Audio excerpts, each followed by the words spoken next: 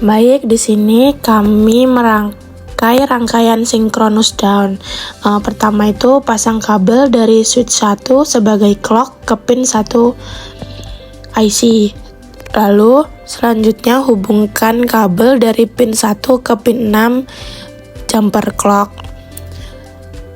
Kemudian hubungkan kabel dari pin 6 ke pin 1 jumper clock. Lalu hubungkan kabel dari pin 1 ke pin 6 jumper clock. Kemudian hubungkan kabel dari Q1 ke input J2. Lalu hubungkan kabel dari Q1 ke input K2. Selanjutnya hubungkan kabel dari Q1 ke input pin 1 ICN.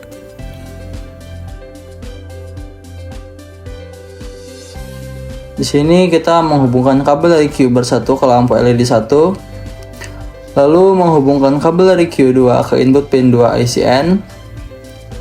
Setelah itu hubungkanlah kabel dari Q bar 2 ke lampu LED 2, lalu hubungkan kabel output pin 3N ke input K3. Di sini menghubungkan kabel output pin 3N ke input J3, dan lalu hubungkan kabel output pin 3N ke input pin 4N. Dan langkah selanjutnya di sini hubungan kabel dari Q3 ke input 5 ICN.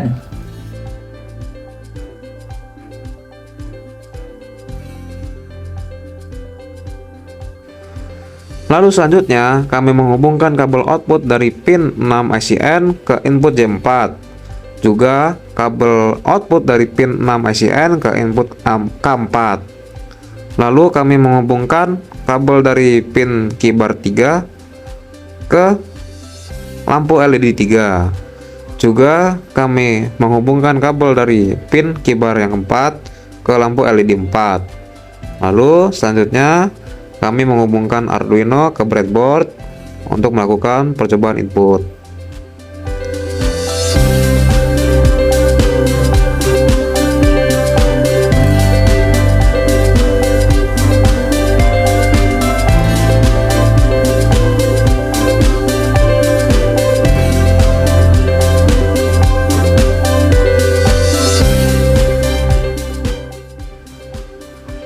Lalu selanjutnya kami membuat rangkaian asynchronous counter up. Nah, pada rangkaian ini pertama-tama yang kami lakukan yaitu menghubungkan kabel dari switch 1 ke pin 1 yaitu clock. Lalu menghubungkan Q1 ke lampu LED 1.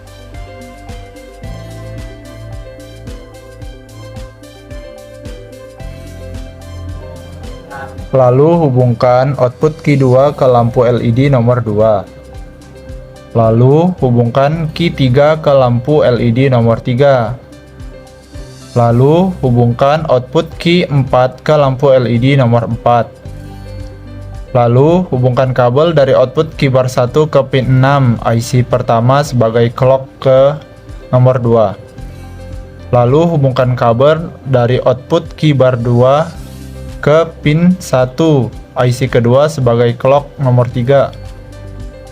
Lalu hubungkan kabel dari output Q bar 3 ke pin 6 IC kedua sebagai clock 4. Selanjutnya hubungkan Arduino ke breadboard.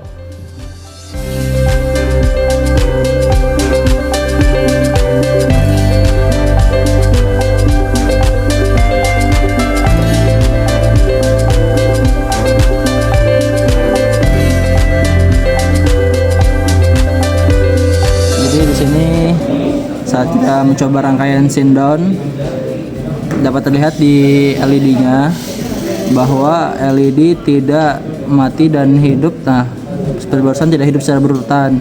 Jadi kita mengindikasikan bahwasannya ada bagian dari sirkuit atau alat-alat kecil ini, komponen kecil ini seperti IC atau switch atau juga resistor ataupun juga kabel jumper yang tidak terpasang dengan benar, atau mungkin ada kabelnya kendor atau breadboard juga kendor, karena di sini LED hidup dan mati secara tidak beraturan, yang dimana seperti ini nih, kayak hidup secara beraturan, tapi setelah kita masukkan clock berikutnya dia hidupnya secara tidak beraturan lagi kembali. Jadi di sini kami mengindikasikan bahwa kabelnya kendor atau breadboardnya tidak bisa menggigit dengan benar kabel jumper tersebut pada sinkron down. Di sini kita memakai IC-nya 7476 di dua IC sebelah kiri kanan ini, lalu yang sebelah kiri dan tengah, lalu yang paling kanan ini kita menggunakan ICN. Di sini udah Ya, IC-nya ini nggak? dijelasin juga gitu mana-mana ya. IC-nya rusak kan? Ya, jadi kesimpulan kita antara IC yang rusak ataupun dari breadboard yang tidak bisa menggigit kabel jumper dengan baik. Jadi di situ kenapa LED-nya